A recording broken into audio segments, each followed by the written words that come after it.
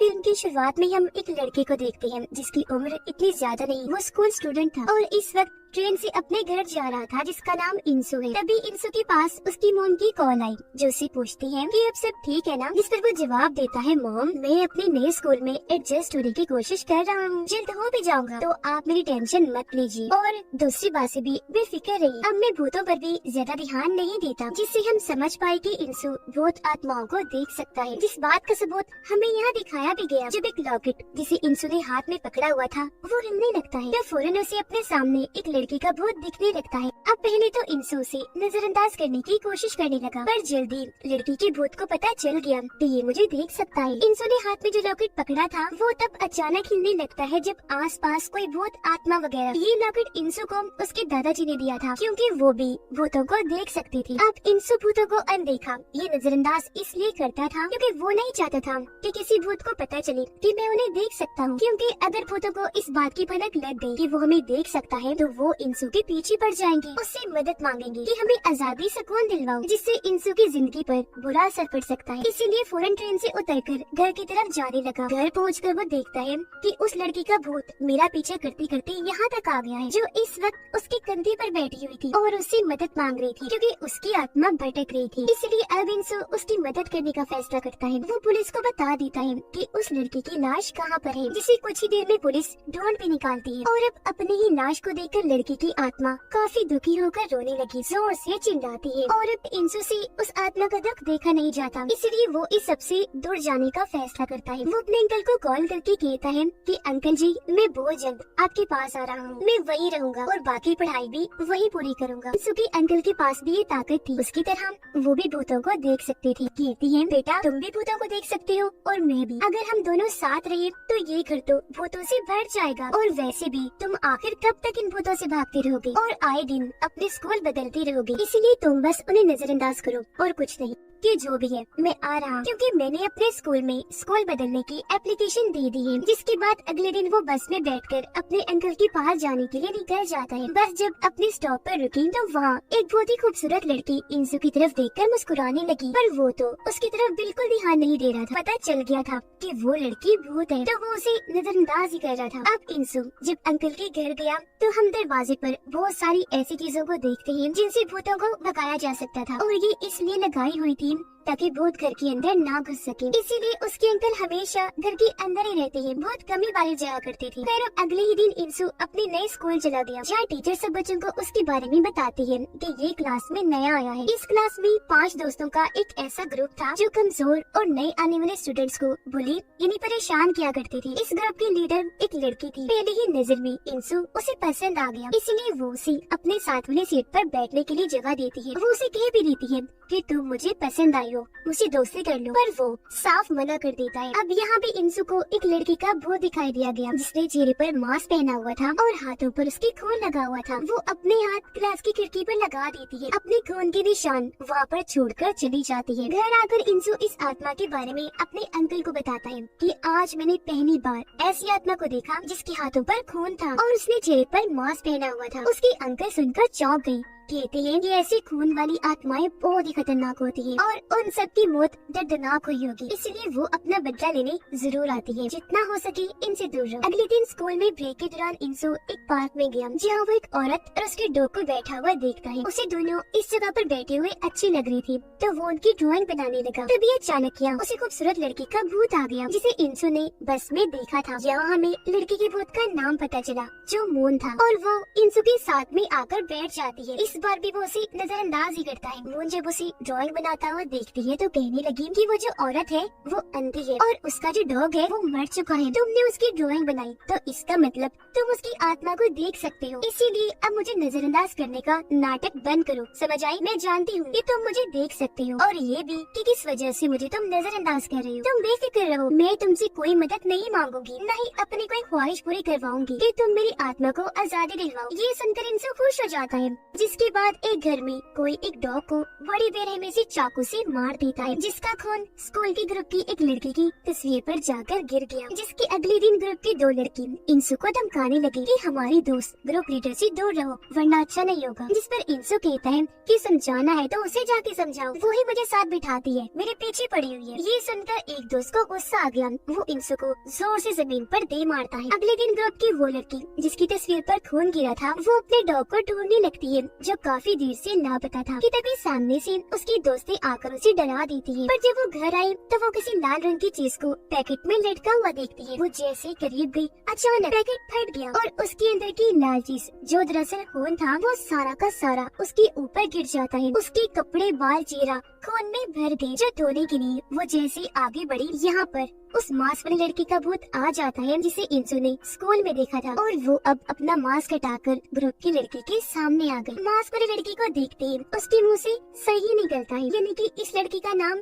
सही है और ये लड़की उसे काफी अच्छे से जानती है। अब सही उसकी तरफ बढ़ने लगी, तब डरते हुए वो लड़की पीछे की तरफ हटने लगती है। फिर अचानक ही कोई जोर से दरवाजा बंद कर देता है। अगले दिन ग्रुप की लड़की अपने लीडर को कहती है, लगता है हमारी दोस्त कहीं पर भाग गई है, जब भी तो स्कूल नहीं आई। और ये सुनकर इंसु काफी घबरा जाता है, क्योंकि कहीं न कहीं वो जान चुका था कि इनकी दोस्त के साथ कुछ गलत हुआ है। फिर ग्रुप की वो लड़की दिखाई गई जो खून में लथपथ एक अंधेरी जगह पर बंधी हुई थी। अचानक कोई जोर से दरवाजा पीटने लगता है, जिससे वो बहुत ज्यादा डर जाती है। अब हमने देखा कि अगले दिन इंसु के अंदर हिम्मत आ जाती है। वो ग्रुप के एक लड़के को रोकता है जो एक लड़की को परेशान कर रहा था। लड़की उसका शुक्रिया अदा करती है, जिस वजह से उसके अंदर और हिम्मत पैदा हो गई। रात के वक्त ग्रुप की एक लड़की और एक लड़का अपना फोन लेने आए थे, जो क्लास में टीचर ने उनसे छीन लिया था। मोबाइल तो इन्हें मिल गया, पर जब ये यहाँ से जा रही थी तो यहाँ सही की आत्मा आ गई, जो उन्हें पहले तो काफी डराती है। लड़की ने अपने ग्रुप लीडर को फोन करके बता दिया था कि सही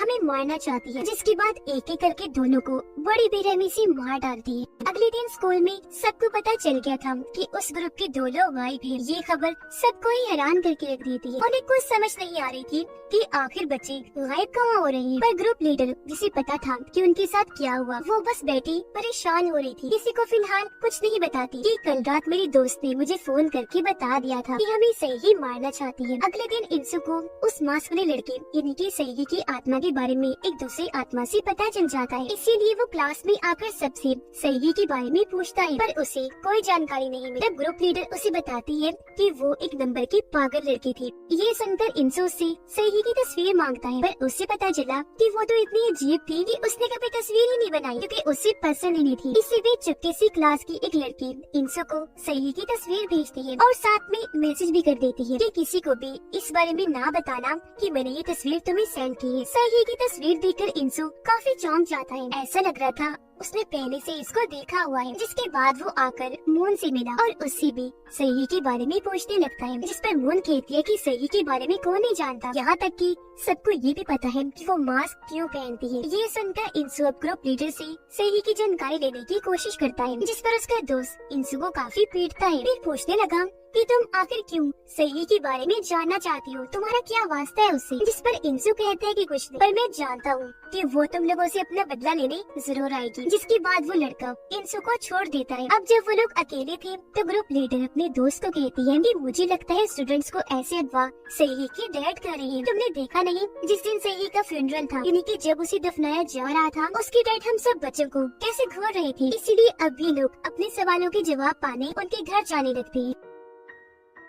इंसु अपने अंकल को सही के बारे में बताता है और उन्हें ये हैरानकुन जानकारी देता है कि वो है तो एक ही, लेकिन 2 अलग अलग रूपों में है। जिस पर उसके अंकल जवाब देती है कि कभी कभी इंसानों की तरह आत्माओं को भी स्प्लिट पर्सनैलिटी डिसऑर्डर हो जाता है, जो एक ऐसी बीमारी है जिसमें एक इंसान कई सारे रूपों और शख्सियत के साथ जी रहा होता है। और आत्माओं के साथ ऐसा इसलिए होता है क्योंकि मरने से पहले उन्हें लोगों ने बहुत सताया होता है। अब तभी इंसु के पास ग्रुप लीडर का मैसेज आया, जो उसे फौरन सही के डैड के घर आने का कहती है, और ये भी कि मेरी जान को खतरा है। पर उसके अंकल इंसु को जाने से मना कर देते हैं, और क्योंकि उसने कैसे भी करके ग्रुप लीडर की जान बचानी थी तो वो जाना चाहता था। तब उसके अंकल उसे उसके दादाजी का खंजर देते हैं, ये कहते हुए कि इससे भूतों को मारा जा सकता है। सही के डैड के घर पर उसकी आत्मा ग्रुप लीडर और उसके दोस्त को काफी डराती है। उसने यहाँ भी मास्क पहना हुआ था, जिसके बाद सही की आत्मा अपने डैड के अंदर आकर दोनों को बड़ी बेरहमी से मार देती है। अब उनके मरने के बाद इंसु यहाँ पर पहुँचा, जो देखता है कि सही के डेड मधोशी की हालत में घर से कहीं पर जा रही है। उनको नजरअंदाज करके जब वो अंदर गया तो उसे ग्रुप लीडर के साथ साथ उसके दोस्त की भी लाश मिली। फिर अलमारी को चेक करने पर उसे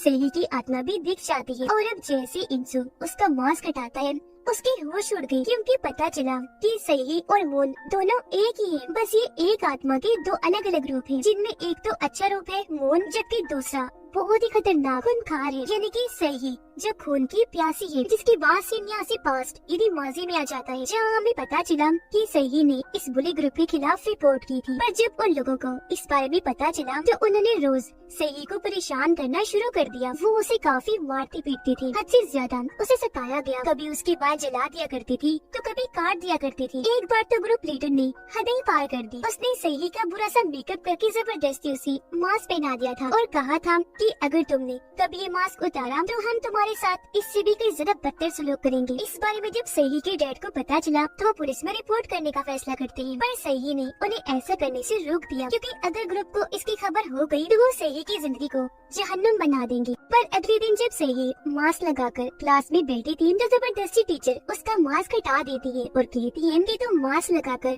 क्लास में नहीं बैठोगी, इसकी इजाजत नहीं है। फिर वो मास्क को पाँव से दूर धकेल देती है, पर मास्क उतारने की वजह से ग्रुप लीडर उसे फिर से बहुत मारती है और वो बेचारी बस सहती ही रहती है। लेकिन रोज रोज का ये जुल्म बर्दाश्त करके अब वो तंग आ चुकी थी, इसीलिए उसने फांसी से लटक कर अपनी जान दी, जिसके बाद सही की आत्मा वापस आई और उसने अपना बदला लेने के लिए ग्रुप लीडर समेत उसके तमाम दोस्तों को मार दिया जो भी उसे बुली किया करती थी। पर जब उसकी भटकती हुई आत्मा वापस आई तो उसके दो हिस्से हो गए, एक तो बहुत ही प्यारा मून के रूप में, जबकि दूसरा खतरनाक गुस्से और डिप्रेशन से भरा हुआ, यानी कि सही। अभी भी उसका दिल नहीं भरा, वो बाकी अपने क्लासमेट्स को भी टीचर समेत मारना चाहती थी, क्योंकि जब वो पूरा ग्रुप सही के साथ इतना बुरा बर्ताव करती थी, जुल्म करती थी, तो कोई भी स्टूडेंट उसके लिए कुछ करता नहीं था, बस उसके साथ बुरा सलूकी देखती थी। यहाँ तक कि टीचर ने भी कुछ नहीं किया, उल्टा उसके साथ इवेंट किया। इसलिए अब वो टीचर की बॉडी यानी कि उसका जिस्म इस्तेमाल करके उन सभी स्टूडेंट्स को एक जगह इकट्ठा होने का कहती है। जैसे सारे बच्चे आए, वहाँ की नर्स अपने आप ही बंद हो गयी। अब सही है कि ये सारी हकीकत इंसो उसकी डायरी से पढ़ रहा था। वो घबरा गया,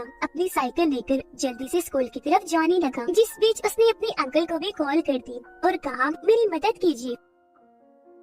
अब उसके अंकल सही के घर गए। वो पहले उसकी लाश को जमीन पर लिटा देती है, रिचुअल वाले कपड़े पहनकर तलवार हाथ में ले लेती है और सही के लिए रिचुअल जादू करने लगते हैं। रिचुअल जैसे ही पूरा हुआ, सारी ताकत उस चाकू में आ गई जो इंसो ने पकड़ा हुआ था और अब उसे इस चाकू से सही की आत्मा पर वार करना होगा, जिसने टीचर के जरिए पूरी जगह पर पेट्रोल डलवाया और अब वो यहाँ आग लगाने वाली थी। उसने लाइटर जलाकर हाथ में पकड़ा हुआ था। वो पूरी तरह तैयार थी ताकि सब मारे जाए। इस बीच उसका अच्छा वाला रूप मून उसे ऐसा करने से रोक भी रहा था। तब मास्क वाली सही उसे कहने लगती है कि भूल गई तुम, ये लोग तुम्हारे और मेरे साथ होने वाले जुल्म को बस देखा करती थी, हमारे लिए कुछ भी नहीं करती थी। अब जैसे यहाँ इंसो आया, सही अपने अच्छे वाले रूम को गायब कर देती है, जिसके बाद वो एक एक करके सभी स्टूडेंट्स के अंदर जाने लगती है। इस चीज का पता इंसो अपने लॉकेट से लगवाता है कि इस वक्त सही की आत्मा किसके अंदर है। जिस बीच सही को अपने बचपन का एक स्केच दिखता है, जो कि बचपन में उसके लिए और किसी ने नहीं बल्कि इंसो ने ही बनाया था और ये इंसो को सही के कमरे से मिला था। असल में बचपन में सही इंसो के साथ उसके स्कूल में ही पढ़ा करती थी। उसने एक दिन इंसो को कई सारे बुरी बच्चों से बचाया था, जिसके बाद दोनों की दोस्ती हो गई। अपना ये स्केच जैसे सही देखती है, उसे इंसो की याद आ जाती है, इसीलिए वो फौरन अपने अच्छे वाले रूप में आ जाती है, क्योंकि अब उसे भी इंसो याद आ गया था। फिर जैसे उसने स्टूडेंट्स की तरफ देखा, उसे गुस्सा आ गया और वो फिर से अपने बुरे मांस वाले रूप में आ जाती है। इसका एहसास होते ही इंसो चाकू से सही को मार देता है। ऐसा होते ही उसकी आत्मा वापस अच्छे रूप में आ गई और खुशी खुशी वहाँ से चली जाती है, यानी कि अब उसकी आत्मा को आजादी सुकून मिल गया था। इंसो यहाँ सही को एक बार फिर से खोकर काफी दुखी हो जाता है, पर बेचारा क्या करता। फिर कुछ साल के बाद इंसो उस स्कूल में टीचर बनकर आता है जहाँ का कभी वो स्टूडेंट हुआ करता था। जिस बीच उसे पिछली सीट पर एक और आत्मा बैठी हुई नजर आती है, जो धीरे धीरे इंसो की तरफ ही बढ़ रही थी। वो भी तकलीफ में लग रही थी और इसी के साथ ये फिल्म इधर ही खत्म हो जाती है।